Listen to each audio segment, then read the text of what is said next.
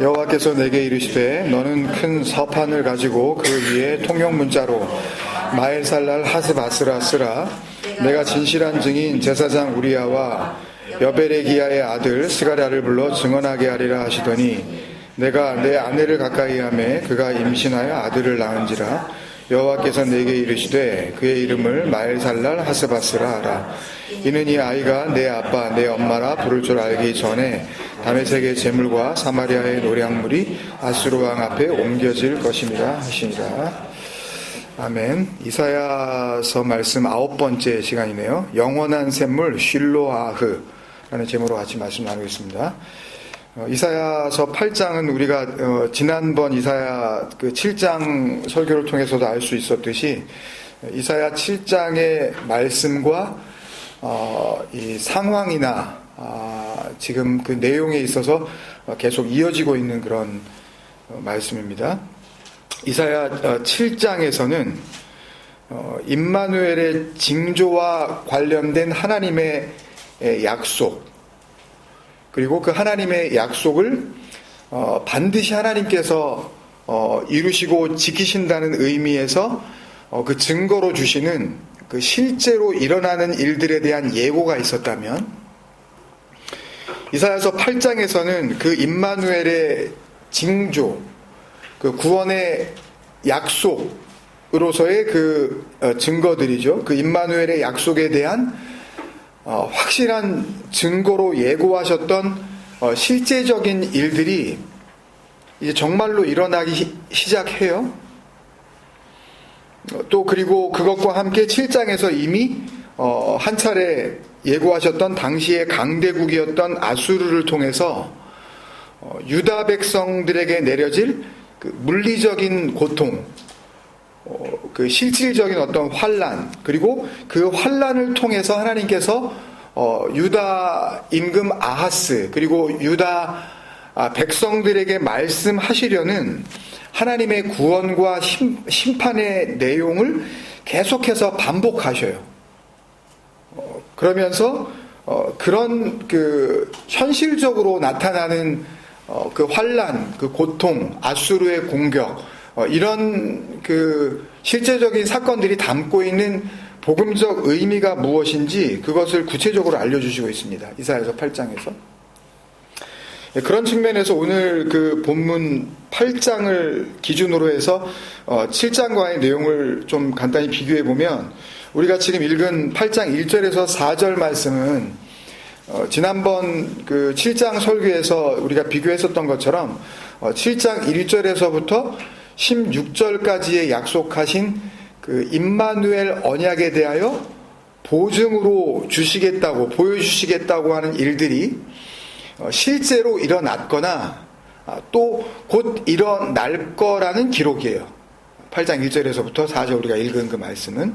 지난번 설교에서 하나님의 이 보증과 관련해서 신약 성경을 통해 다시 이제 이것을 재해석한 그 히브리서 7장 22절 말씀 우리 같이 봤었는데, 예수는 더 좋은 언약의 보증이 되셨느니라, 이런 말씀을 나눴는데, 그러니까 이 더 좋은 언약의 보증, 그러니까 이 보증이라는 이 앵기오스라는 헬라어 단어는 예를 들면 그 전당포, 이렇게 폰에다가 내가 물건을 이렇게 맡기고 돈을 찾아가듯이, 그리고 내가 이 돈을 갖다 반드시 갚을 때에 그 물건을 내가 도로 찾아가겠다고 하는 그 담보물. 그러니까 하나님께서 약속을 하시고 그 약속을 반드시 내가 지킨다. 이 약속이 반드시 이루어진다. 그러니까 도대체 믿지를 않으니까 인간들은요. 그러니까 전부 보이는 것만 가지고 이제 소망을 삼기 때문에 하나님께서 그 보이는 것을 통하여 보이지 않는 하나님의 소망을 분명히 하시기 위해서 주시는 것이 그 앵기오스란 말이에요. 보증이란 말이에요. 안 보면 안 믿으니까 인간들이. 그래서 더 좋은 언약, 그 크레이토노스, 디아데케스 앵기오스, 그러니까 이 크레이톤이라는 이 단어는 그냥 good, better, 뭐 그냥 이런 그 의미 정도가 아니라 더 이상은 없는 그런 의미예요.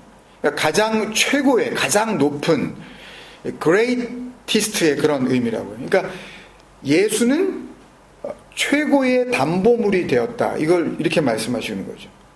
그러니까 히브리서의 이 말씀은 이 크레이토노스 디아데케스 앵기오스, 더 좋은 약속의 담보물이 되셨다고 하는 말씀은 예수님 전에도 예수님을 이렇게 비추고 있는 예수 그리스도라는 가장 좋은 담보물, 그 이전의 다른 담보물들, 그러니까 하나님의 구원의 약속의 그 복음을 확증하시기 위한 역사 속에서 아주 여러 번의 실제적인 보증물들이 있었다는 거죠. 있었지만 그런 모든 담보물들보다 예수 그리스도를 통한 보증이 더 좋은 언약의 보증, 그러니까 크레이톤 앵기오스, the best guarantee다, 이렇게 말씀하시고 있는 거죠. 그러니까 이사야 7장 같은 경우에 7장 8장에서 나오는 그 임마누엘이 약속된 그 이사야의 둘째 아들, 하나님께서 지금 1절에 말씀하신 것처럼 1절 2절을 통해서 마헬살랄 하스바스라고 이름을 지으라고 하는 그 아들의 탄생과 또 그 아들이 탄생하는 것과 동시에 정말 마헬살랄 하스바스, 바로 바로 공격이, 침략이 이루어지는 그 일들을 통해서 아람과 북이스라엘에 일어날 일들, 이런 것들이 다 예수보다는 못한, 그러나 하나님 언약을 보증하는 담보물이었다는 거죠. 무슨 말씀인지 아시겠죠? 가장 뛰어난, 가장 강력한 하나님이 하신 약속을 반드시 이루어 주시겠다는 완벽한 개런티, 최고의 담보물이 되셨느니라는 그런 말씀이니까요. 이걸 다시 실질적으로 우리가 복음을 현실 속에서 받아야 하는 우리 입장에서 다시 생각을 해보면, 그렇다면 최고의 마지막 완성의 가장 좋은 보증이기 때문에 뭐가? 예수가 하나님 언약에, 그러니까 예수 그리스도를 통해서도 하나님이 완성하시려는 그 임마누엘, 그 복음의 역사가 일어나지 않으면, 잘 생각해 보세요, 여러분. 예수 그리스도를 통해서도 임마누엘의 역사가 일어나지 않으면 하나님께서 주시는 그 이상의 복음에 대한 증거는 없다는 거죠.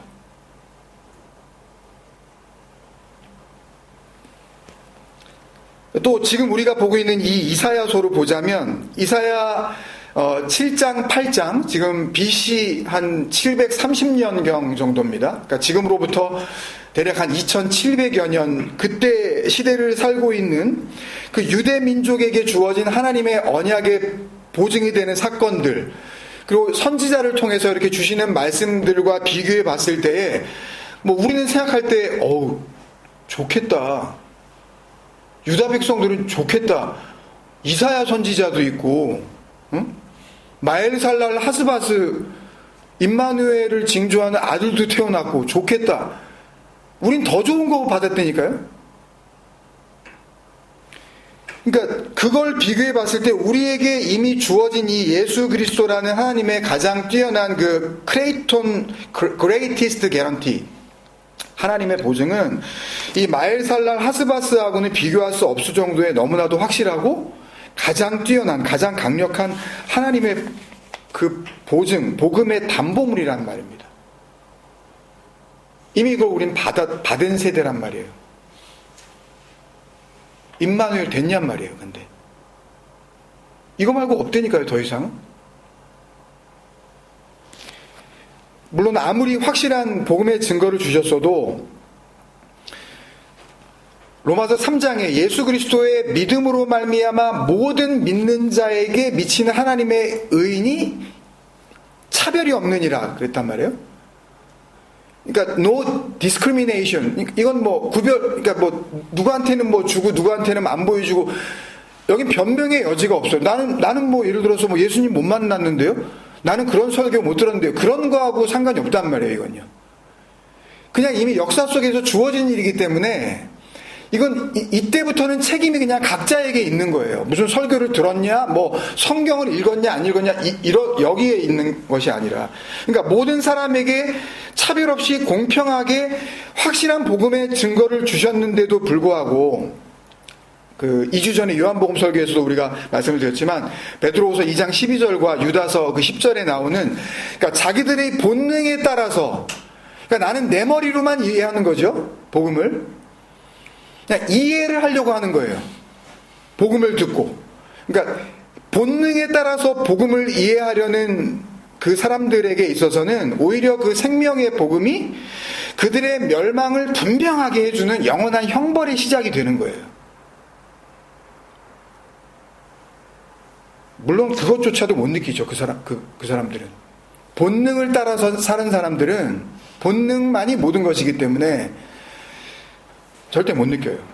오늘 본문 8장 1절에서 4절 말씀은, 그래서 7장, 지금 이사야 7장 1절에서 16절까지의 내용을 다시 한번 이렇게 리컨펌, 재확인시켜 주시는 말씀인데요. 크게 보면, 지난 설교에서 다 말씀드린 거니까 아시겠지만, 하나님께서 이사야서 7장에서 하신 말씀 가운데 두 가지의 징조의 내용을 지금 8장 전체에서 마지막 22절까지 다시 이제 확 재확인을 해주시고 있는데, 첫 번째는 이사야 7장 10절에서 14절에서 예고하셨던 이사야의 아내가 처녀가 잉태하여 아들을 낳을 것이다, 이렇게 이제 번역을 한 거는 고쳐지셨잖아요, 이제요. 그냥 처녀가 결혼도 안 했는데 갑자기 이렇게 어떻게 하나님이 기적으로 이렇게 애를 임신하게 하셔요. 그런 내용이 아니라고 그랬잖아요.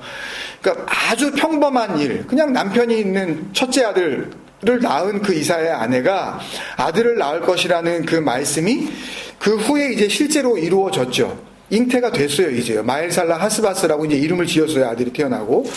또 그 사실이 오늘 본문 8장 3절에 이제 기록이 된 거죠. 아들이 태어났다고 지금 기록을 한 거예요, 이사야 본인이. 자기 일이니까 누구보다 잘 알고 확실하게 지금 기록을 하는 거죠. 그리고 두 번째 징조는 이사야의 아내가 이사야의 그 둘째 아들을 낳고 나서 그 다음에 마엘살랄 하스바스, 그냥 이제 해픈 퀵클리 이제 될 거거든요. 바로 일어나는 일들인데, 이제 얼마 지나지 않아서 이제 일어나는 일들인데, 그 앞선 7장에 보면 7장 3절에서 9절, 그리고 그 말씀을 다시 15절에서 16절에서 다시 한번 예고를 하셨는데, 뭐냐 하면 아람과 그 북이스라엘의 실제적인 멸망의 타이밍이 언제가 될 것인지, 그리고 그들이 멸망받게 되는데 어떻게 멸망이 되는지, 그거를 예고하시고 있는 말씀이에요. 그 내용이 8장에서는 4절 한 절 말씀으로 정리가 되어져 있고, 아람과 이스라엘의 멸망은 반드시 이루어진다고 8장에서 다시 한번 지금 예고하시고 있죠. 그러니까 이 두 가지 사실이, 그러니까 이사야의 두 번째 아들, 이름을 마엘살라 하스바스라고 짓게 되어지는 그 아들과 그 이름 그대로 하나님께서 바로 일으키실 어떤 일, 두 번째 사건, 그 아람과 이스라엘이 당하게 될 그 일, 이 두 가지가 뭘로 주시는 거라고요? 임마누엘의 징조로 주시는 보증이라고요. 당시 BC 730년대를 살아가고 있는 유다 백성들에게 있어서는, 우리는 그걸 기록된 말씀으로 지금 2700년 후에 지금 그걸 보고 있는 거예요. 7장을 보면 7장에서는 16절 말씀이 이런 그 내용을 함축하고 있는데, 아들이 태어나고 또 그 아들이 태어난 이후에 벌어질 일들에 대해서 그 모든 내용을 함축적으로 이제 한 절로 정리하시고 있는데, 그 말씀 한번 다시 볼게요. 이사야서 7장 16절 같이 한번 읽을까요? 시작. 대저 이 아이가 악을 버리며 선을 택할 줄 알기 전에 내가 미워하는 두 왕의 땅이 황폐하게 되리라. 여기에서 당연히 이 내가 미워하는 두 왕은 7장 1절 그 이후에 쭉 말씀을 통해서 이미 알려주신 것처럼 지금 유다, 남유다, 다윗의 집으로 불리우죠. 다윗의 집으로 불리우는 남유다를 공격하러 들어온 그 아람의 르신 왕과 르말리아의 아들 북이스라엘의 18번째 왕이었었던 베가 왕을 지금 가리키고 있는 거죠. 근데 왜 하나님께서 그 두 왕을 네가 미워하는 두 왕이라고 표현하셨냐 하면, 어쨌든 뭔가 유다가 미워할 만한 그 짓을 했겠죠. 이 두 나라가. 이 두 나라가 아람과 북이스라엘이 연합군을 이루어서 먼저 남유다를 공격하는 일이 있었어요. 열왕기하 16장, 역대하 28장, 여기에 이제 나와 있는데, 이 두 나라가 왜, 이 역사적 배경으로 보면 왜 유다를 공격했냐 하면, 아람과 북이스라엘이 동맹을 해서 무슨 억하심정이 있어서 남유다를 그렇게 침략을 한 거냐 하면, 그 배경으로 보면은 이 당시에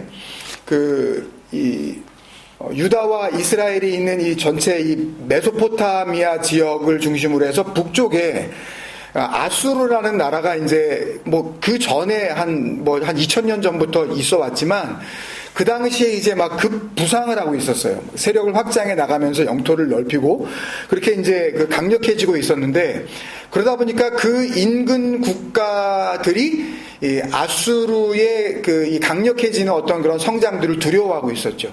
그 나라 가운데 이제 하나가 이 아람, 이스라엘, 유다도 이제 그런 나라 중에 하나였어요. 근데 이 아람과 이스라엘은 아수르에게 계속 위협을 받고 있는 상황에서 이 아수르를 그냥 놔두지 말고 그냥 공격을 해버리자, 무너뜨리자, 더 강력해지기 전에 작은 나라들이 연합을 해서 아수르를 공격하자라는 이 반아수르주의를 가지고 있었어요. 근데 아람과 북이스라엘은 이런 뜻을 같이 하고 있었는데, 이 뜻을 남유다에게 전했는데, 연합을 해서, 연합군을 동맹을 해서, 그래서 아수르를 무찌르자라고 제안을 했는데, 남유다가 이 연합군 세력의 이 계획에 동조를 안 하는 거예요. 그래서 아람과 이스라엘이 아수르를 치기 전에 우리에게 동조하고 있지 않는 남유다를 먼저 쳐버리자. 일단 좀 아무래도 약하니까 아수르보다는. 그리고 실제로 아람과 이스라엘은 연합군을 이루어서 유다를 공격해요. 그리고 상당히 큰 피해를 입히게 됩니다. 이때가 BC 733년, 역사서에 이건 기록되어 있는 거니까 733년이에요. 그러니까 이런 이유 때문에 유다 왕 아하스에게 있어서는 아람과 이스라엘의 왕들이 밉겠죠. 네가 미워하는 두 왕들, 그죠? 네가 미워하는 이라고 하는 그 쿠츠라는 그 히브리어 동사는 원래 이렇게 미워하는 정도가 아니라 아주 정말 이렇게 살의를 가지고 없애버리고 싶을 정도로 이렇게 증오를 하고 있는 그런 상태를 이야기하는 거예요. 그러니까 아람과 이스라엘이 유다를 이렇게 침공한 내용들이 이제 열왕기 하에도 있고 역대 하에도 있는데, 역대 하에 있는 말씀이 조금 더 함축적으로 정리가 잘 되어 있는 것 같아서 그 말씀을 한번 보면 지금 어떤 흐름인지 여러분들이 이해하실 수가 있어요. 역대하 28장 5절에서 7절인데요. 이 말씀도 한번 우리가 같이 읽어보겠습니다. 역대하 28장 5절에서 7절 시작. 그러므로 그의 하나님 여호와께서 그를 아람 왕의 손에 넘기심에 그들이 쳐서 심히 많은 무리를 사로잡아 다메섹으로 갔으며, 또 이스라엘 왕의 손에 넘기심에 그가 쳐서 크게 살육하였으니 이는 그의 조상들의 하나님 여호와를 버렸습니다.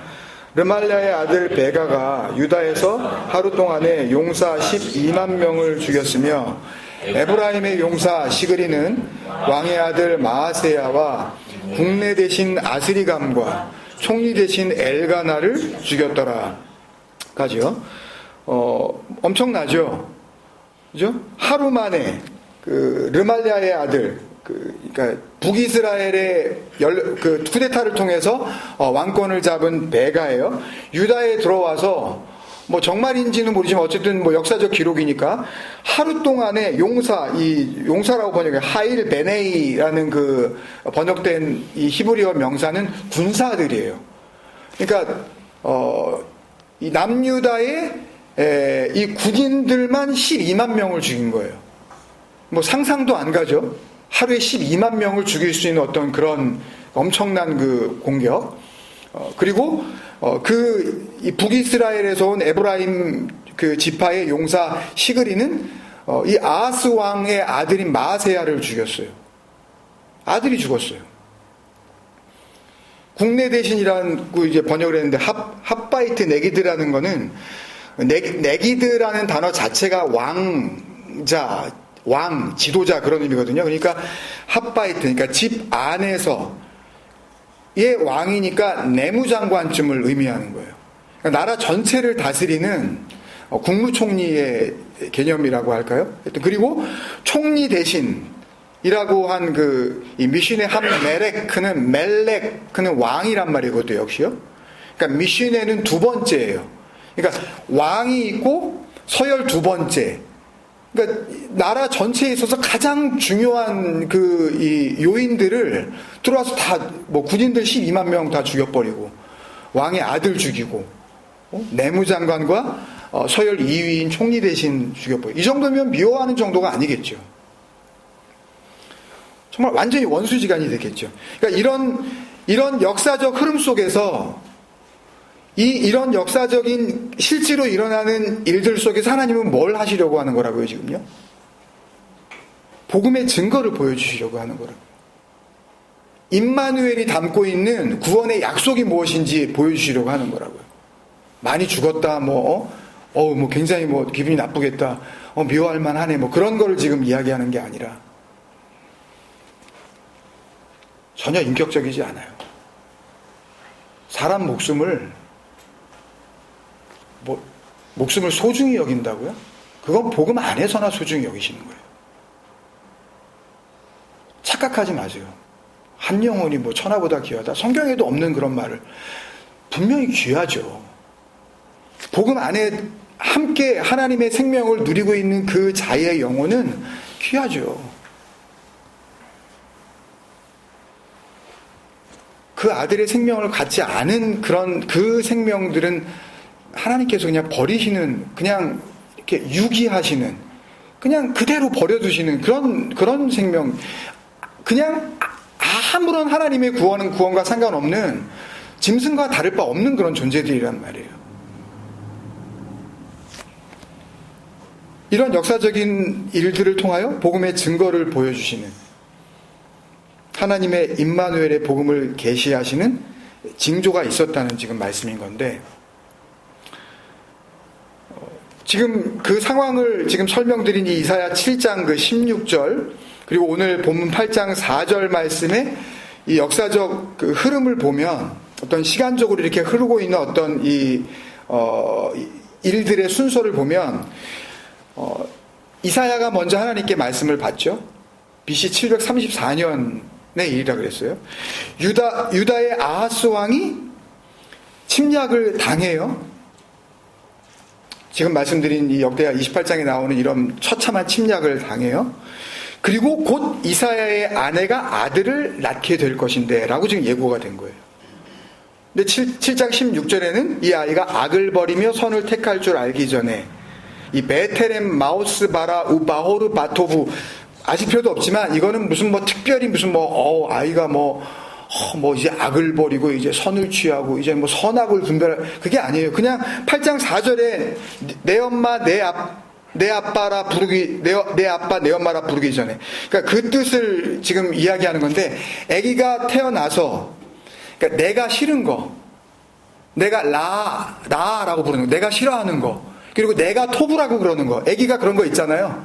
우리도 애들 키워봐서 알잖아요. 이거 가르쳐주지도 않았는데 이게 지가 좋은 거 싫은 거 금방 알잖아요, 이게요. 그런 거 하기 전에 그냥 주는 대로 먹는 거, 이런 거. 예? 그리고 누가 엄마인지 아빠인지도 모를 정도의 그 시간, 이게 보통 얼마 걸릴까요? 옛날에 2000년, 3000년 전에는 애들이 더 더디었는지 아니면 더 빨랐는지 우리가 알 수가 없지만, 일반적으로 사람들의 어떤 그 경험상으로 봤을 때는 돌 되면 애들이 엄마 아빠 이거 구분하지 않나요? 그죠? 자기가 싫은 거 좋은 거 밀어내고 좋은 건 더 달라 그러고 이렇게 또 고집도 피우고 그러잖아요. 한 1년 남짓 되겠죠. 실제로 그런 일들이 그런 시간대에 벌어져요. 그러니까 이사야의 둘째 아들이 태어나고 이 아기가 좋은 거 싫은 거를 따지기 시작하기 전에, 누가 자기 아빠고 누가 엄마인지 알아보고 부를 수 있기 전에, 그 전에 뭐가 일어난다고요? 유다를 괴롭혔었던, 그래서 유다 왕 아하스, 네가 미워하는 두 왕이 7장 16절에 황폐하게 되리라. 8장 4절에는 다메섹의 재물과 사마리아, 북이스라엘의 수도죠. 사마리아의 노략물이 아수르 왕 앞에 옮겨질 것입니다. 누가 여기를 공격하는 거예요? 아수르 왕이 공격하게 될 것이라고 예고를 지금 하고 있단 말이에요, 하나님께서. 이런 일들이 다 뭐라고요? 여기에 눈을 뺏기면 안 돼요. 이런 역사적인 흐름에 자꾸 마음을 뺏기면 안 돼요. 진짜 말한 대로 일어나네? 거기에 마음을 뺏기면 안 돼요. 그 일들을 통하여서 뭘 지금 우리 계속 말씀하시려고, 그거를 우리는 들을 수 있어야 돼요. 그게 임마누엘이란 말이에요. 좋은 일이 벌어지지 않아요. 그러니까 이 두 나라가 유다를 친 때가 연대상으로 보면 BC 733년이라고 아까 말씀을 드렸죠. 이사야는 그 말씀을 734년에 받았죠. 그 일이 벌어지고 나서, 그리고 아들을 낳게 되는데, 이 일이 있고 바로 그 다음해인 BC 732년에 실제로 아람은, 이 유다를 침략했었던 아람은 아수르의 디글랏빌렛의 3세에 의해서 나라가 망해요. 1년 안에. 그리고 완전히 망하는 거는 한 10년 뒤지만, 그때로부터 이 북이스라엘도 처참하게 무너지기 시작하면서 포로로 끌려가고 계속 공격을 받으면서 10년쯤 뒤인 BC 722년에 역시 아수르에 의해, 왕은 다르죠. 살마네셀 5세인데 이 왕에 의해서 완전히 무너지게 됩니다. 이 모든 일들이, 그러니까 복음, 임마누엘의 복음을 계시하기 위하여서 일어난 이 모든 일들이 일어난 기간이 짧게 잡아도 대략 13년, 길게 보면 한 15년 정도가 걸린 거예요. 우린 지금 그걸 보고 있는 거예요. 이 복음을 받으신 지 여러분 몇 년 되셨어요? 한 13년 되셨어요? 그런 일들을 우리는 지금 눈앞에서 지금 설교 시작한 지 한 15분, 20분 사이에 여러분들은 그 13년, 15년의 복음을 내 눈앞에서 지금 현장에서 그 기록된 그 말씀을 통하여서 우리는 지금 듣고 있는 거라고. 그러니까 하나님께서 이사야에게 먼저 복음을 담은 말씀을 주시고, 그리고 이사야를 통하여서 이 아하스 왕 한 사람에게 임마누엘의 복음을 계시해 주시기 위하여서, 그러니까 임마누엘의 복음을 계시해 주신다는 말을 다른 말로 하면 이사야 7장 8절 9절에서 하나님께서 말씀하신 아람의 머리는 다메섹이요, 다메섹의 머리는 르신이며, 에브라임의 머리는 사마리아고 사마리아의 머리는 르말리아의 아들 베가인데, 유다왕 네 머리는 누구냐, 그거거든요. 유다왕 아하스, 너도 유다의 예루살렘의 머리가 될래? 네가 예루살렘의 머리가 될래? 그거 하겠다는 거야? 네가 네 머리가 되겠다는 거야. 그 베레시트, 머리로 임하시는 하나님의 생명, 그 엔아르케, 그 로시, 너는 이스라엘의 머리가 아니요 임마누엘, 하나님의 생명을 담은 그 약속이 너의 머리가 되어야 한다는 그 복음을 아하스 왕과 그 아하스 왕의 다스림을 받는 유다 백성들에게 전해주시기 위하여서, 그 한 사람을 위하여서 필요하신 복음을 전달하기 위하여 필요한 시간이 그 정도의 시간이 필요했다는 거죠. 그러니까 우리가 서두를 필요는 없지만 우리는 이 말씀 속에서 그런 시간들을 이미 우리는 누리고 있는 거죠.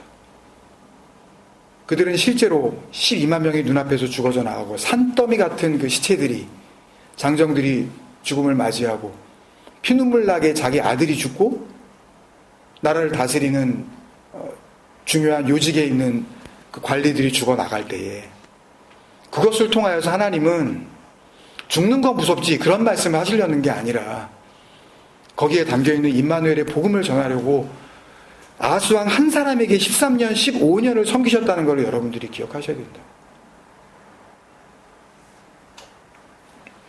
이때만이 아니죠. 이사야 전에도 호세야, 아모스, 요엘, 요나 선지자 있었고, 또 이사야 후에도 같은 시대에 또 미가, 나중에 하박국, 많은 선지자가 있었죠. 또 요나 선지자 중에 엘리야, 엘리사 선지자도 있었고, 또 사무엘 선지자도 있었고, 또 모세를 통하여서도 우리에게 복음을 전해줬고, 출애굽기에 나오는 그 십계명 같은 그런 말씀, 그 약속의 그 말씀, 디브레 하베리트, 아세레트 하데바림, 그 열이라는 그 말씀 속에 담겨져 있는 하나님의 그 언약의 말씀, 이거 전부 복음 아니었어요, 이거요? 그러니까 그 하나님의 약속의 말씀은요, 쉬지 않고 전해져 온 거예요. 그때만 그랬나요? 지금도.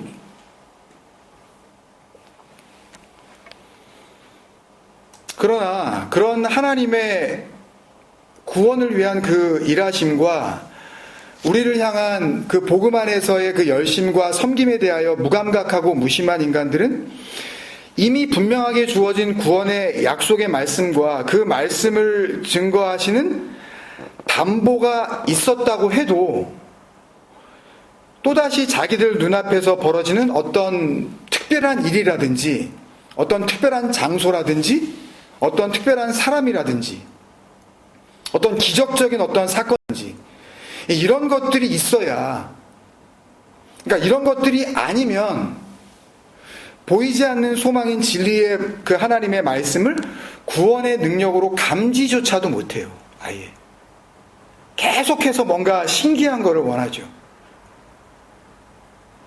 그러니까 생활 속에서 일어나는 어떤 내가 이런 기도를 했더니 진짜 이런 응답을 받았다고 하는 것들이 다 뭐예요? 그런 거예요. 내 눈앞에서 벌어지지 않으면 견디질 못하는 거예요. 그러니까 내 눈앞에 있는 교회를 나가야 되는 거예요. 그러니까 영원히 죽을 때까지 내 눈앞에, 심지어는 어차피 나는 감지도 못할 거면서 내가 죽었을 때 내 장례식을 집도할 목사가 내 앞에서 계속 있었으면 좋겠는 거예요.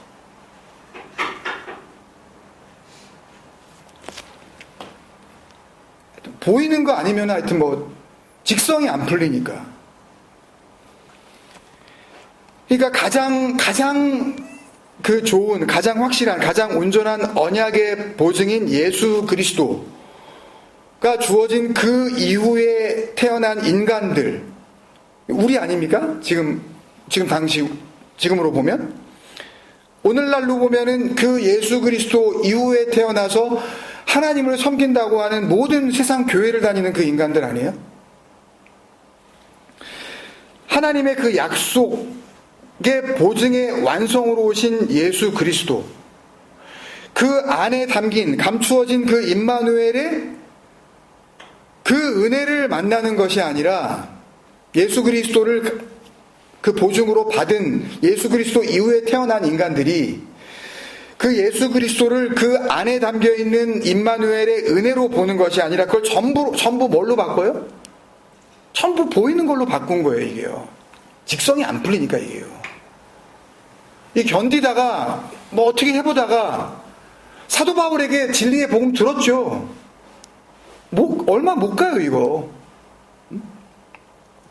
진리의 성전도, 구원받은 성도인 예수 그리스도를 가리키고 있는 그 교회도, 에클레시아도, 그걸 전부 장소와 건물로 바꿔놓고 말씀과 진리 안에서 예수 그리스도로 말미암아 단번에 완성되는 그 예배도 매주 드려야 되는 그런 예배로 다 예수 그리스도 그 온전한 11조로 받으신 하나님의 약속도 이걸 전부 형식과 순서와 절차와 돈과 이런 걸로 바꿔 놓고서야 그게 믿음을 증거하는 거라고 이렇게 이야기를 해야 직성이 풀리는 인간들이에요, 그게.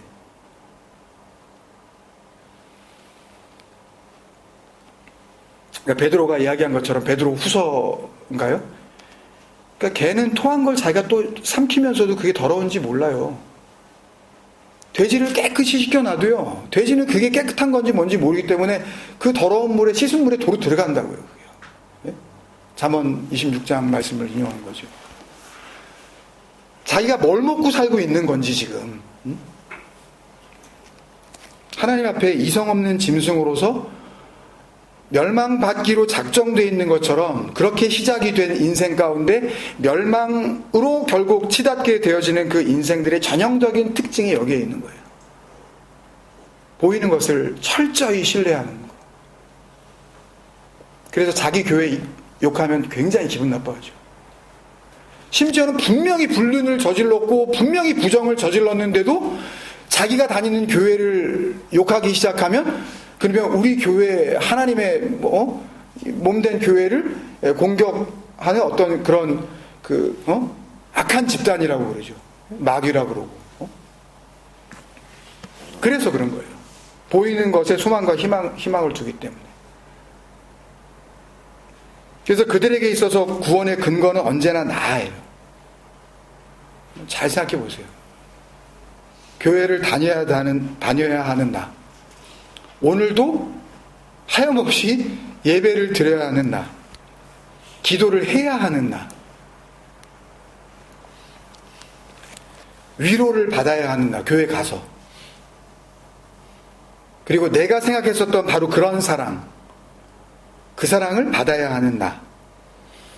그래서 이 하나님의 영원한 이 생명의 복음은 이 인간이라는 동물 수준에서 아무리 무슨 박사학이 아니라 박사학의 할아버지를 가지고 있다 하더라도 그 인간적인 인격적인 수준에 하나님을 인격적으로 만났다 이러는 사람들에 다 여기 포함이 되는 건데, 하나님이 어떻게 인격적으로 우리를 인격적으로 다루면 12만 명을 하루에 죽게 하실까요, 정말? 인격적인 존재라면? 그러면 저 생명도 생명이고 가나안 안에 있는 어떤 그런 7 족속 우상을 섬기고 있는 사람들도 복음을 일단 전해서 복음 안으로 들어오는지 안 들어오는지 기회를 주는 이런 게 그나마 인격적인데, 일단은 다 죽여. 애고 어른이고 여자고 동물도 다 죽여. 이거잖아요 지금. 이게 인격적이에요. 어디서 주워 들은 거는 있어가지고 내가 성령을 인격적으로 웃기는 소리예요. 복음에 대해서 쥐뿔도 모르는 인간들이 전부 하나 성령을 인격적으로 내가 만나가지고 얼마나 마음이 위로가 되고, 그러니까 자기 기분 좋게 하는 게 복음이에요. 네?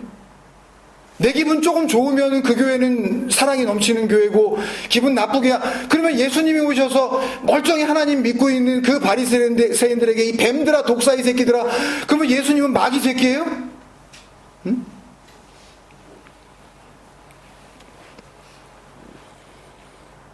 그러니까 동물 수준에서, 짐승 수준에서 복음을 아무리 고상하게 받는다 하더라도 그 복음은 언제나 내 입장과 내 상황을 이해해주고, 그래서 한없이 너그럽고 한없이 인자하고, 그러니까 설교도 웃으면서 이렇게 여러분 사랑합니다.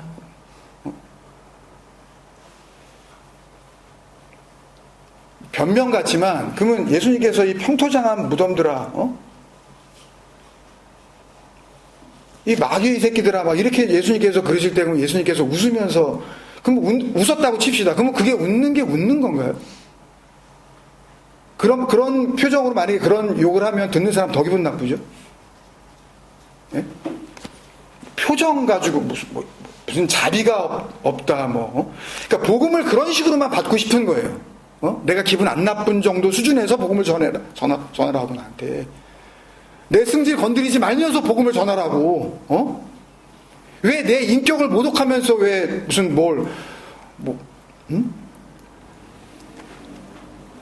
전부 그런 거예요. 그러니까 복음을 대할 때에도 나 기분 나쁘지 않는 선에서 복음을 전해. 예? 전부 여기에 머물러 있는 거죠, 그냥.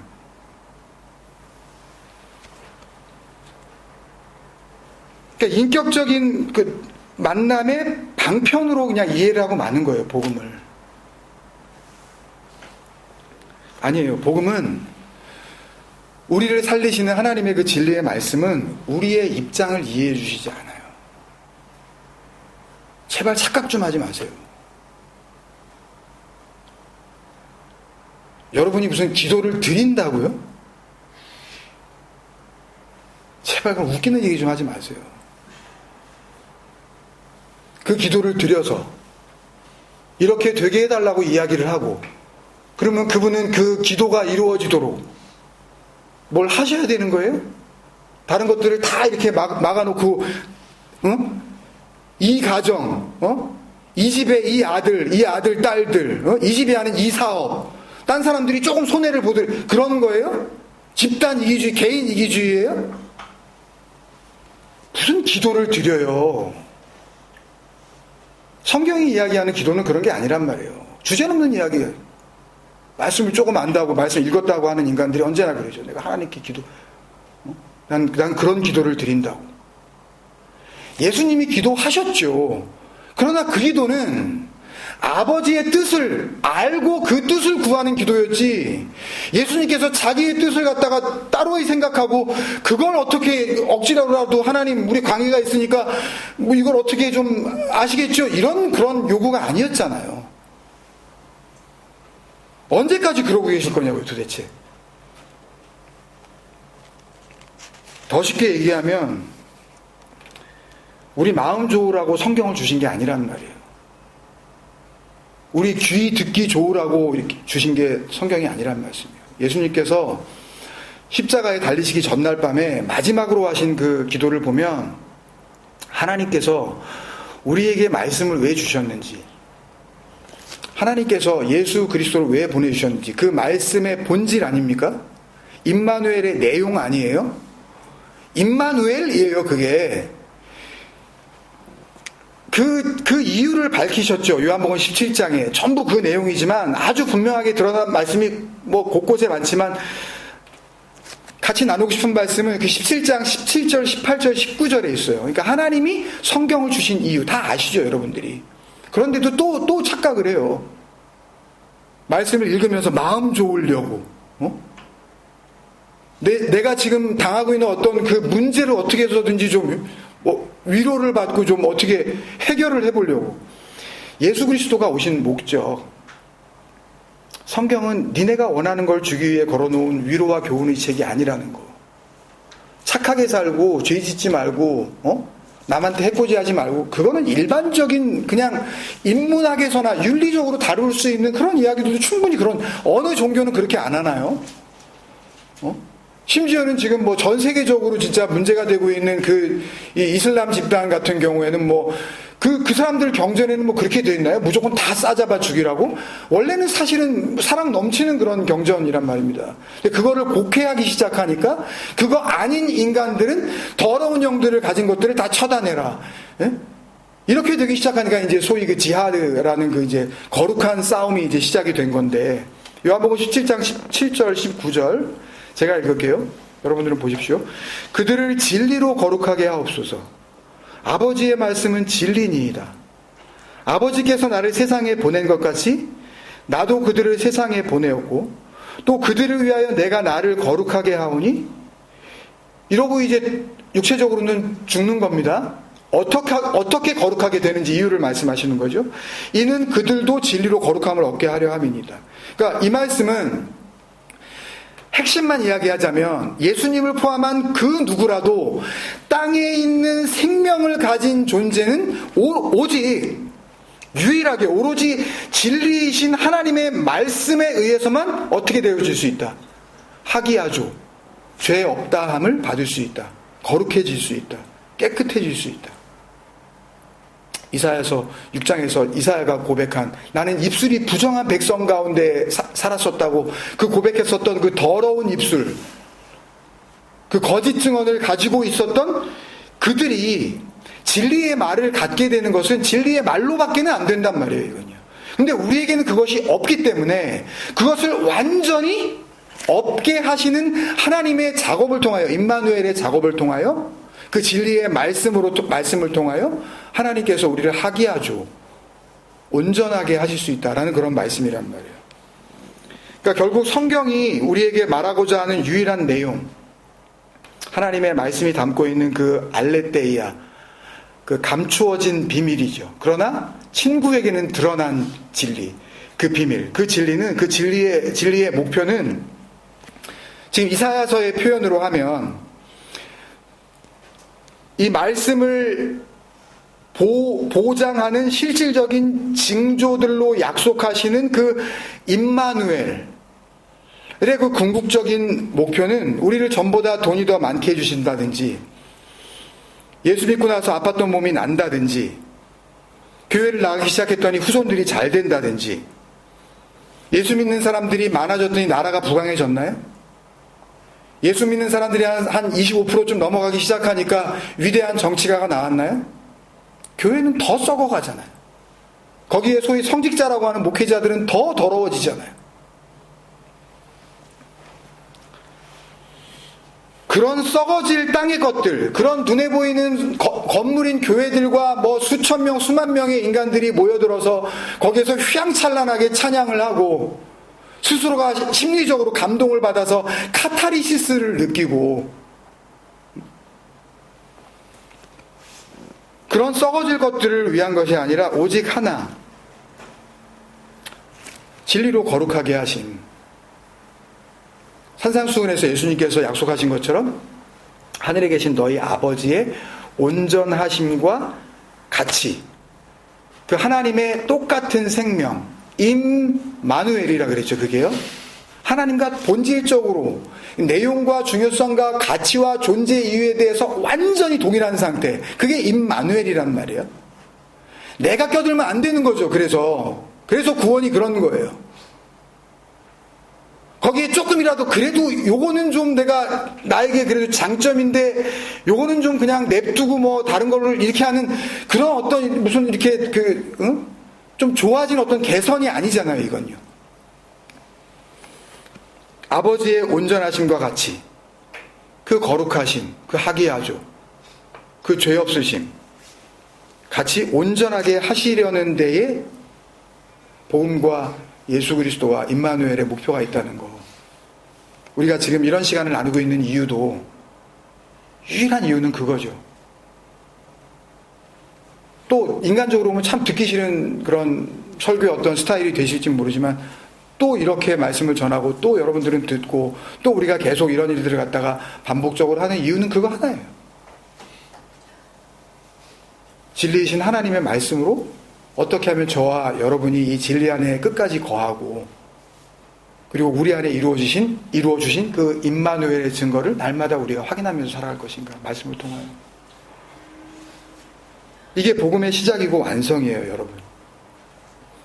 그러니까 이 진리 안에서 시작을 못하니까, 출발을 못하니까, 그러니까 이걸, 복음도 나의 성공의 수단이 되고, 그 복음이 이야기하는 기도도 각자가 원하는 게 이루어지는 구걸이 되고, 임마누엘도 뭘로 다 알고 있어요? 내 신변을 지켜주시는 하나님의 보호하심. 이게 왜 틀려요? 아마 교회 다니는 사람 서베이 해보면 100% 이걸걸요? 임마누엘이 나를 죽이시는 하나님이라고 한다면, 나의 동물적이고 짐승적이고 인간적이고 땅적이고 아래 것으로서의 이 육체를 부인하시려는 하나님의 죽임이라고 한다면 누가 거기다가 동의를 하겠냐고요. 임마누엘의 시작을 그렇게 이해를 해버리고 마는 거예요.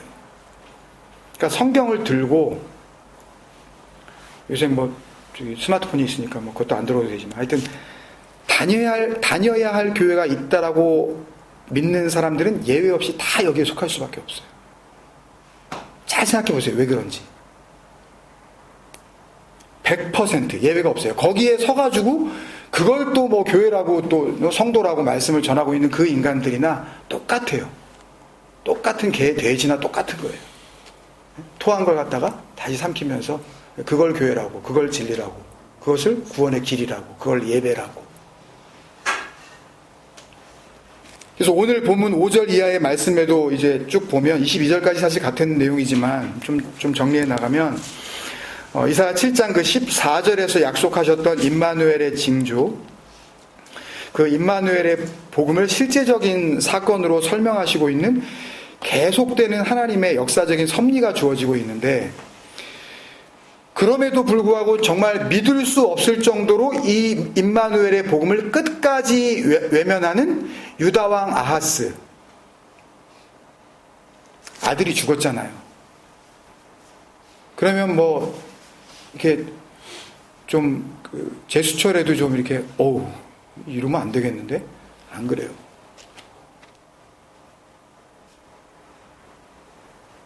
우리 안에 정말 누군가가 하나님의 그 복음으로 말미암아 임마누엘의 고통스러운 사건이 만약에 겪게 되었다면, 그러면 그 임마누엘을 통하여서 하나님의 복음의 내용이 계시가 되는 거니까, 그렇다면 교회를 나가려고 하지 않을 거 아니에요, 그죠?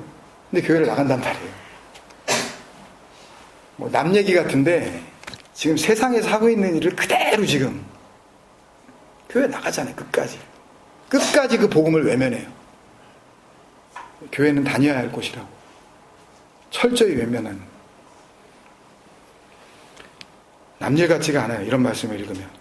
그러니까 지금 이사야 선지자를 통해서 이런 임마누엘의 복음적 메시지를 받고 있는 당사자인 유다 임금 아하스, 그리고 함께 이 이사야 선지자의 하나님의 계시의 말씀을 듣고 있는 유다 백성들 입장에서 보면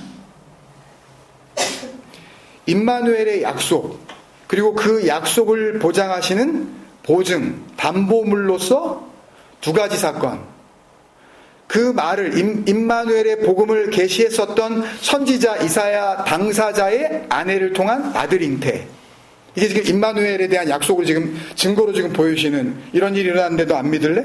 이런 일이 일어났는데 이 말씀을 안 받을래? 지금 이런 거란 말이에요. 아들이 태어나고, 그리고 그 아들의 육적 이름으로 주신 마엘살랄 하스바스, 마하르샬라 후시바즈라는 반드시 그 노략이 일어난다. 두 번이나 강조해서 그 이름 그대로 곧 1년 뒤에 아람과 이스라엘에 대한 신속한 약탈과 공격이 실제 사건으로 자기들 눈앞에서 지금 벌어졌단 말이에요. 애도 태어났고, 그들이 아람과 이스라엘에 또 보복도 이루어졌고, 임마누엘의 약속을 보증하시기 위해서 유다 백성들에게. 근데 이렇게 선지자를 통한 복음의 말씀을, 임마누엘의 약속을 주셨죠. 그리고 그 복음을 받으라고 그 7장 9절에 보면 그때 설명을 드렸다시피 너희가 굳게 믿지 아니하면 굳게 서지 못하리라, 그 아만이라고 하신 그 말씀, 진리 안에 거하지 못하면 진리가 되지 못하리라, 그 말씀이라고 그랬죠. 그 복음을 받으라고, 그 하나님의 믿음을 받으라고 담보로 주시는, 그 약속의 증거물로 주시는 실제적인 사건이 일어났음에도 불구하고 그들은 복음을 듣지 않아요. 하나님의 그 호피스티스, 그 믿음을, 예수 그리스도의 믿음을 받지 않는다. 진리의 믿음을 받지 않아요. 다른 걸 받아요. 아니, 다른 걸 받은 게 아니라 자기가 갖고 있었던 걸 버리지 않아요. 아까 읽은 그 역대하 28장에 아람 왕과 이스라엘 왕이 유다를 침략을 해서 이제 어떤 피해를 입혔는지에 대한 말씀을 보지 않았습니까? 그 바로 전에 28장 그 1, 2, 3, 4절을 보면 아람 왕과 아람 왕의 다스림을 받는 유다 백성들이 어떻게 믿었는지, 어떤 믿음을 가졌는지 자세히 나와요. 그리고 또 아람과 이스라엘의 침략을 받은 이후에, 그러니까 아람과 이스라엘의 침략을 받은 것은 임마누엘의 징조로서의 사건인데, 그 징조 이후에 그들이 어떻게 살아갔는지도 같은 역대하 28장의 그 뒷부분에 한 22절 이하의 말씀을 보면 나오는데 참 기가 막힙니다. 오늘 본문 말씀 그 5절, 6절 이하의 말씀은, 특히 6절 말씀은요, 거의 해석이 안 되는 말씀으로 그렇게 알려져 있어요. 이건 해석이 안 된다. 이건 말이 안 된다. 왜 그러는지 여러분들이 읽어보시면 알겠지만, 이게 그냥 봐도 이게 말이 안 돼요. 근데 그 말씀을 우리가 복음 안에서 바르게 이해하려면 이런 역사적인 배경을 사실은 분명하게 알아야 그나마 바르게 접근을 할 수가 있어요.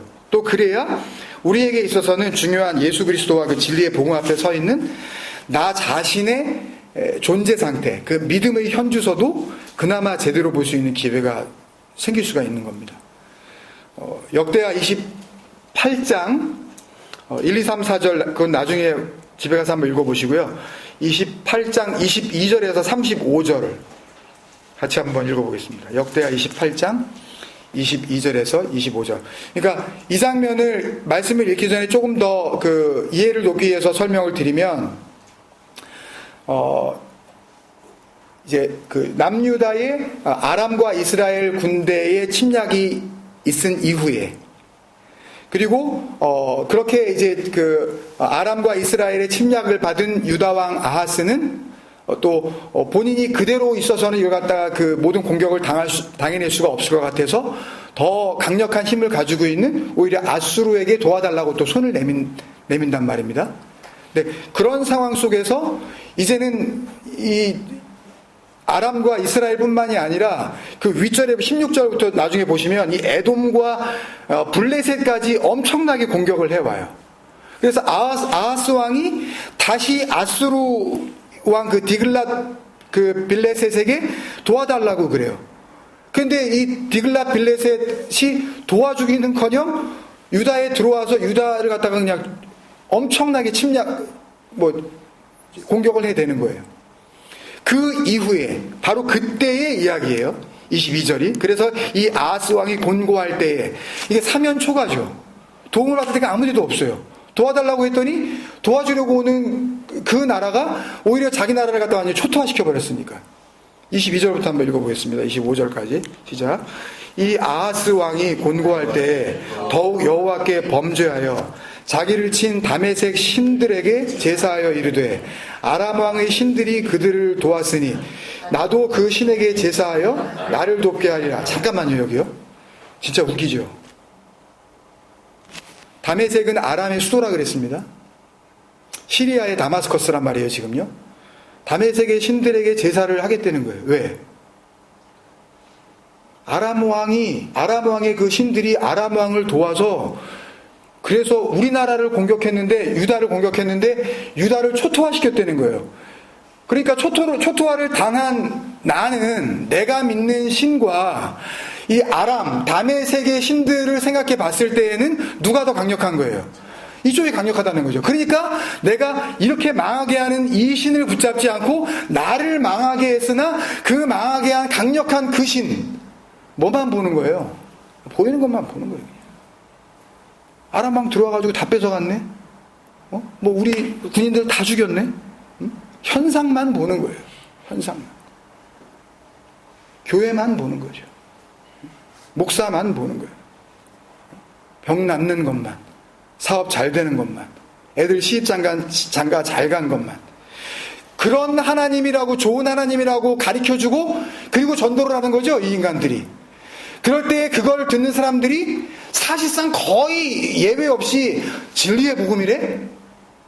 그 복음을 통하여서 나를 자기 부인과 진정한 육체적인 어떤 이 땅의 죽음을 약속하신데 그러고 교회에 오는 사람이 한 명이라도 있었겠어요? 애들 잘 된다는데? 병 낫는다는데? 사업 잘 된다는데? 그리고 교회로 끌고 가는 거 아닙니까? 자기를 망쳐버린. 그러나 그게 한없이 좋아 보이는 다메섹의 그 신들, 그냥 번창하고 잘되고 애살 낳고 번식하고 짐승이 하는 짓 아닙니까 이거? 더 가지고 먹을 게 있는데도 불구하고 또 더 달라고 그러고 있음에도 불구하고 만족할 줄을 모르고 감사할 줄을 모르고 우리에게 주신 진리의 복음 그 한 가지만 가지고 있어도 혹 현실은 좀 우리가 가난하고 배고프고 병이 있고 억울하고 그럴지라도 우리에게 주신 그 복음이 너무나 세상과 바꿀 수 없을 정도로 가장 가치 있는 것이고 가장 고귀한 것이기 때문에 가장 귀한 그 보증으로서 예수 그리스도를 내가 가졌기 때문에 그런 것들을 구하지 않는 자리에 있지 않고 교회를 다니면 그걸 부추기는 거 아니에요. 응? 이쪽이 장로님 축복받은 가정 보라고요. 교회 헌신하고 그냥. 응? 그대에서 잘 안 되면 이제 죽은 다음에 이제 어떻게 그러면 하여튼 누군가는 걸리게 돼 있어요. 그렇게 가다 보면 이게 예? 그런 식으로 거의 그냥 이렇게 황소 뒷걸음질 치다가 그냥 파리 잡듯이 그런 식으로 하나님을 갖다가 그냥 에휴. 그래서 사기라 그러는 겁니다. 그래서 총체적인 사기라 그러는 거예요. 서로가 좋아서 덤벼드는 거예요. 불나방처럼.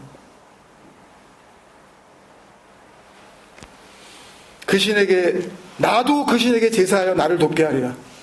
기가 막히잖아요. 지금. 다윗의 집이에요. 다윗의 혈통을 이어받은 남유다. 예루살렘을 수도로 갖고 있는 그 나라의 왕이 하는 짓거리 좀 보세요. 24절 부터 읽을게요. 시작.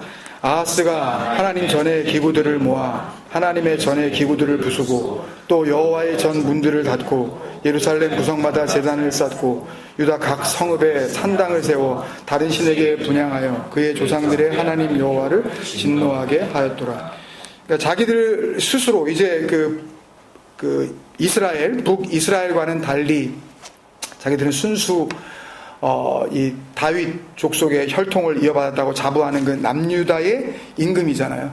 죽을 때까지 이러다가 가요. 죽을 때까지. 참 강력하죠, 고집이. 목이 곧은 백성 절대 목 안 날아갑니다. 자기 아들이 죽고 자기를 지키는 12만 명의 용사가 죽고 나라를 함께 다스리는 서열 두 번째, 세 번째의 장관들이 다 떨어져 나가도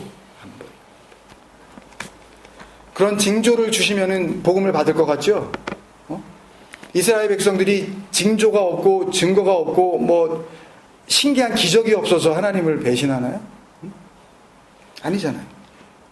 또 달라 그래요. 또 보여달라고. 계속 보여달라고. 보여줘봐.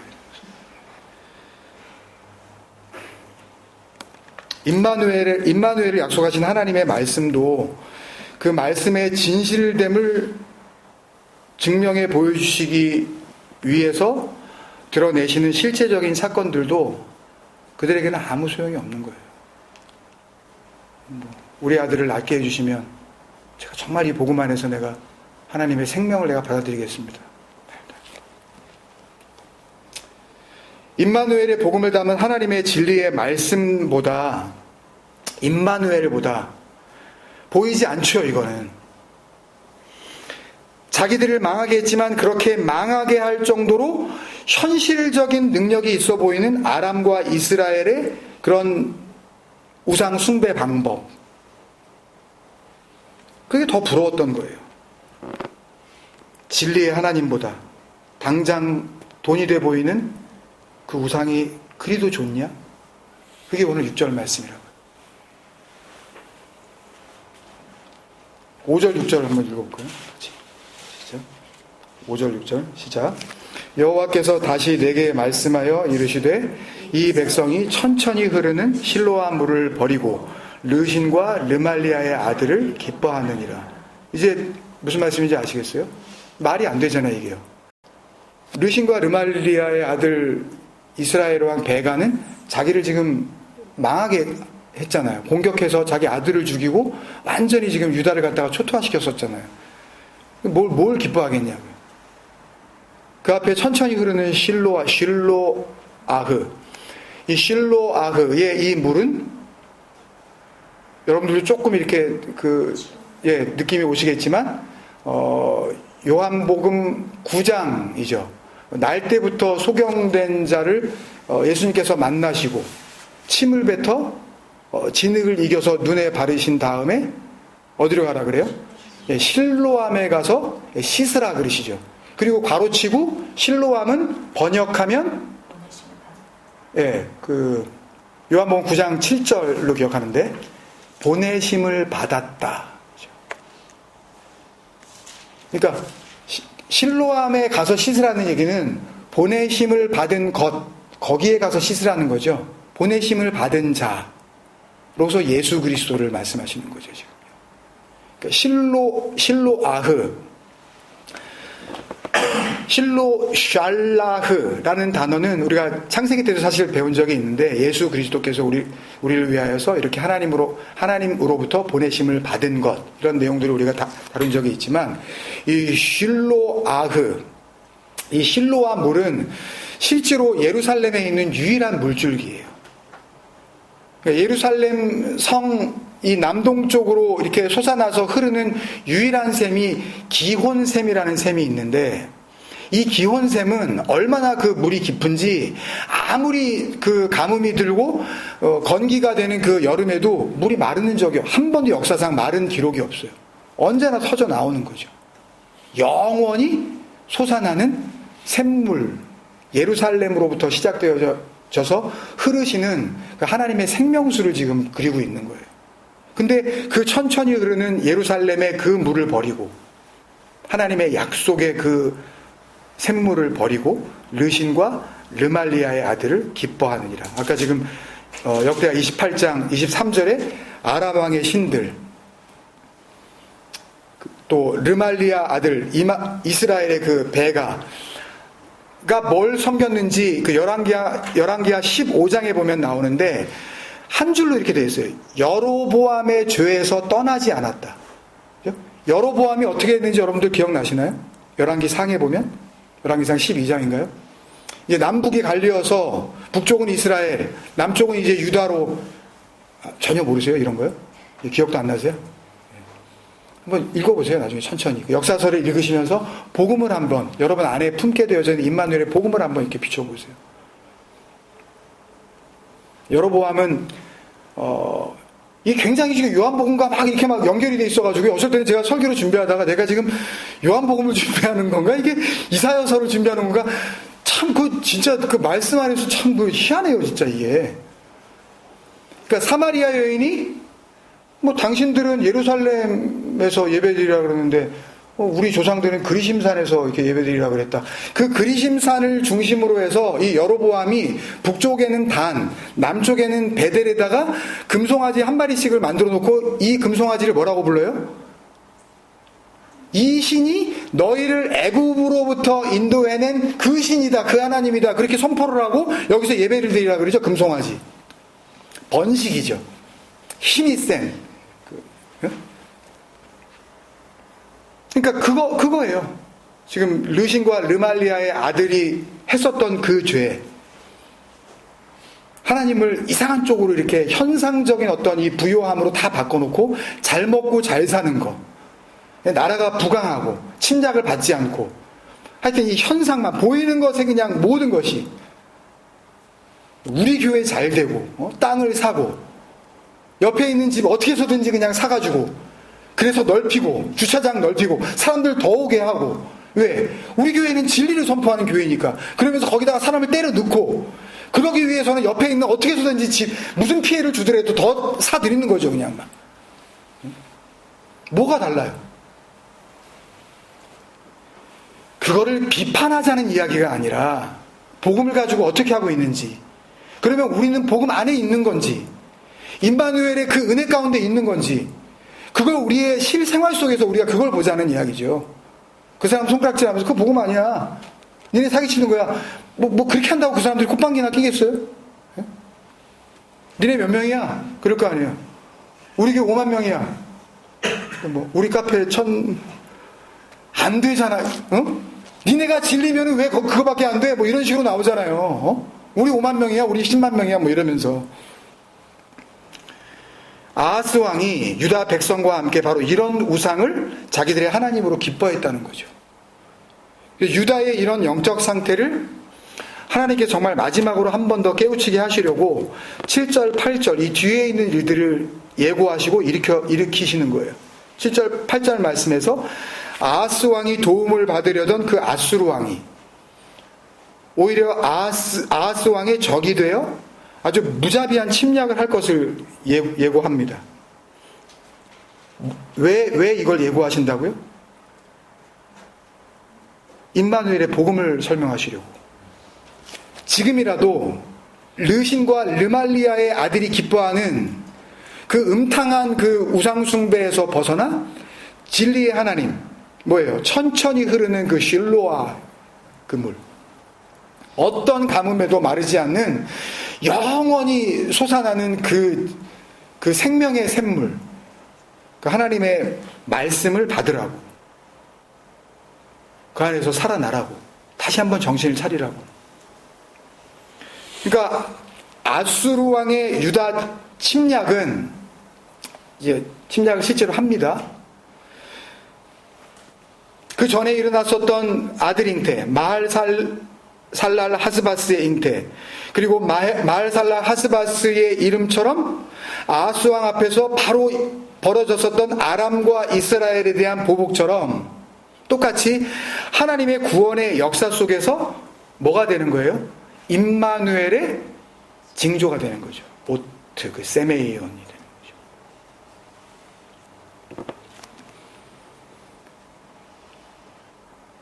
그러니까 아수르 왕이 유다를 쳐들어와서 그런 만약에 공격을 하게 된 것 자체를 가지고 그래서 아수르 왕이 임마누엘이라는 얘기가 아닙니다, 여러분.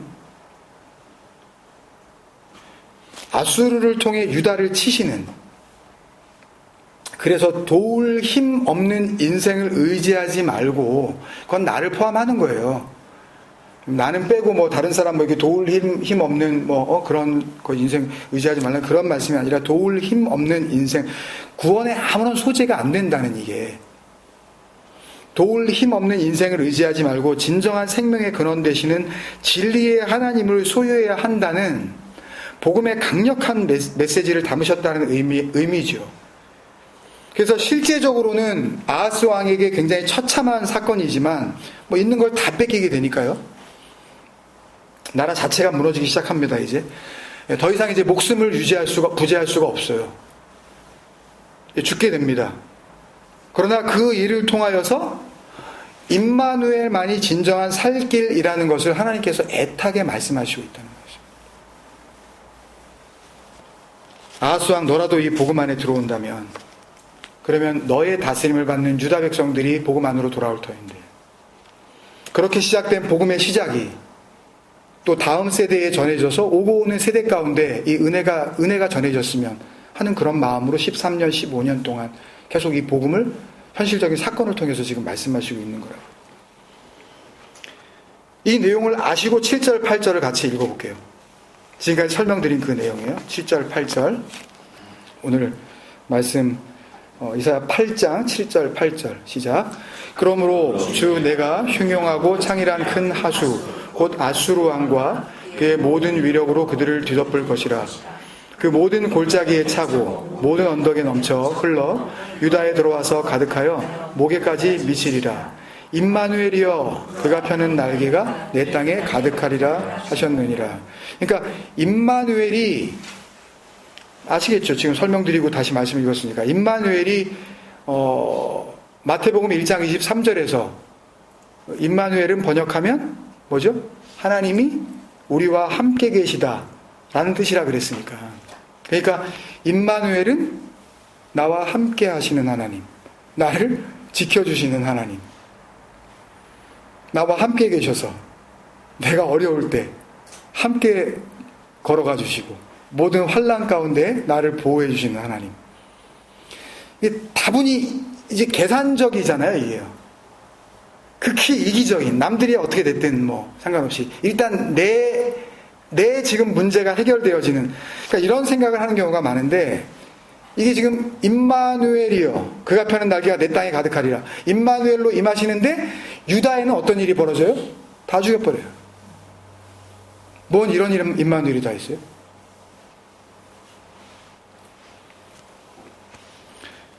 임마누엘은 우리의 인간적인 삶의 안전과 안녕과 건강과 그런 것을 보호해주고 약속해주는 하나님의 계시가 아니에요. 오히려 임마누엘은 나 자신을 포함하여 이 육적인 생명을 포함해서 내가 이 땅에서 참 의지할 만하다고 믿고 있는 그 모든 것, 그러니까 그런 것들을 통해서 살맛이 난다고 하는 그런 것들이 있죠. 이 복음 말고 품게 되어지는 임마누엘의 그 하나님의 생명, 이거 말고 참 살맛나게 해준다고 하는 어떤 그런 것들, 그 모든 것들을 철저히 제거해 나가시는 데서부터 시작되는 하나님의 거룩해 하심의 능력이고 섭리예요. 뭐가? 임마누엘이.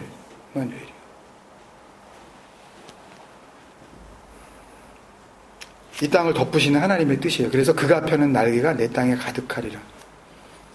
그렇다면 하나님이 이사야서 8장을 통해서 7장을 통해서 계속 약속하시는 임마누엘은 우리의 뜻이 이루어지는 것이 아니라 하나님의 뜻이 이루어지는 거죠.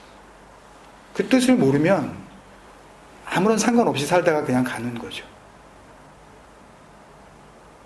뜻이 하늘에서 이루어진 것 같이 예수님께서 왜 그렇게 기도하라고 하셨는지, 기도는 그런 거라고, 뜻이 하늘에서 이루어진 것 같이 땅에서도 이루어지는,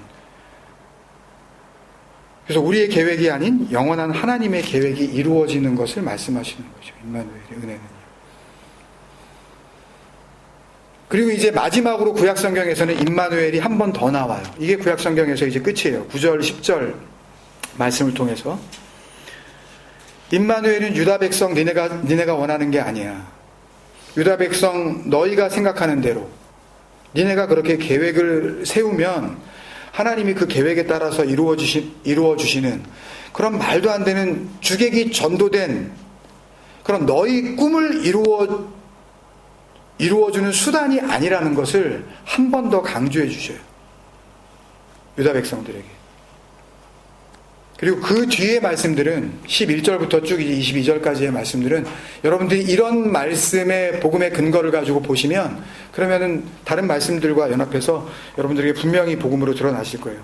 여러분들이 나중에 천천히 읽어보시고 9절 10절 읽고 마칠게요. 9절 10절 지금까지 쭉 우리가 같이 받고 누린 교제한 그 말씀을 생각하시면서 9절 10절 같이 읽겠습니다. 시작. 너희 민족들아 함성을 질러보아라. 그러나 끝내 패망하리라. 너희 먼 나라 백성들아 들을지어다. 너희 허리를 동이라. 그러나 끝내 패망하리라. 너희 허리에 띠를 띠라. 그러나 끝내 패망하리라. 너희는 함께 계획하라. 그러나 끝내 이루지 못하리라. 말을 해보아라. 끝내 시행되지 못하리라. 이는 하나님이 우리와 함께 계심이니라. 이게 길게 우리말은 번역했지만 히브리어 원문 성경에 보면 그렇기 때문에 because 그런 뜻이거든요. 임마누엘 이렇게 돼 있어요. 임마누엘은 우리 계획을 세우고 하나님께서 이 계획에 우리가 이야기를 하고 나눈 다음에 하나님께서 우리의 대화 가운데 역사하실 거예요. 아니에요. 하나님의 함께 계심은 오히려 그 임마누엘의 은혜를 누리는 사람들은 오히려 우리가 세운 계획이 수포로 돌아가요. 내 뜻이 이루어지질 않아요. 그러니까 기분 나빠하지 마세요. 여러분 뜻이 관철되지 않는다고 불쾌해하지 마시라고요. 그러면 정말 불쾌해져요. 그걸 불쾌해하면 여러분 뜻이 관철되지 않는다고 불쾌해하시면 정말 불쾌해진다고요. 왜 여러분들 각자가 바라는 뜻이 주님 생각 에클레시아든 뭐가 됐든 이 복음 안에서 이루어져야 되냐고요. 증거예요. 임마누엘이 안 됐다라는 증거. 끝까지 자기 고집을 가지고 어떻게 해서든지 자기 뜻을 이루어보려고 하는 그런 똥꼬집. 목이 고든 백성. 절대로 말씀에 의해서 목이 날아가지 않는. 당연히 이 사람하고 같이 있으면 힘이 될 거라고 믿었었던 아수르 같은 그 존재들이 오히려 나를 공격하는 계속되는 실패의 연속으로 이어지는 것처럼 나타나게 될 수 있는 겁니다. 임마누엘은. 왜요? 그것들을 제거하심으로 말미암아 나에게 진정한 능력 되시는 하나님의 생명을 주시기 위하여서. 임마누엘은 절대 인생의 축복을 보장하지 않습니다. 일이 잘 안 풀린다 그래서 하나님께서 우리에게 함께 하지 않으시는 게 아니에요. 그렇게 보면 아하스 왕처럼 일 안 풀리는 사람이 어디 있어요? 도와달라고 그랬는데 도와달라고 들어온 그 나라가 자기를 공격해버리면 어떻게 하겠다는 거예요? 임마누엘은 예수님을 십자가로 몰고 가서 죽음을 맞이하시게 하는 그 결국으로 증명이 되었습니다. 거기서부터 임마누엘은 시작이 되는 거예요. 거기서부터 임마누엘은 완성이 되는 거고요. 이사야에게 주시고 아하스 왕이 직접 겪게 하신 그 멸망의 임마누엘이 우리에게는 생명 주시는 임마누엘의 은혜가 되시기를 주님의 이름으로 간절히 축원드립니다. 기도하겠습니다.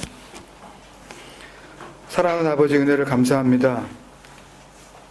우리는 감히 헤아릴 수도 없는 오랜 세월 전에 선지자 이사야를 통해서 말씀하시고 그 말씀들을 기록하게 하신 이 구원의 복음이 우리 눈 앞에서 펼쳐지는 임마누엘의 분명한 증거가 되게 하여 주시옵소서. 그래서 나를 포함한 이 땅에 있는 것들에 소망을 두었었던 짐승 같은 이 인생들이 아버지의 영원한 그 거룩한 생명을 얻는 은혜를 누리게 하여 주시옵소서. 천천히 흐르는 실로아의 물, 그 영원한 샘물 되시는 예수님의 이름으로 감사하며 기도드립니다. 아멘. 네.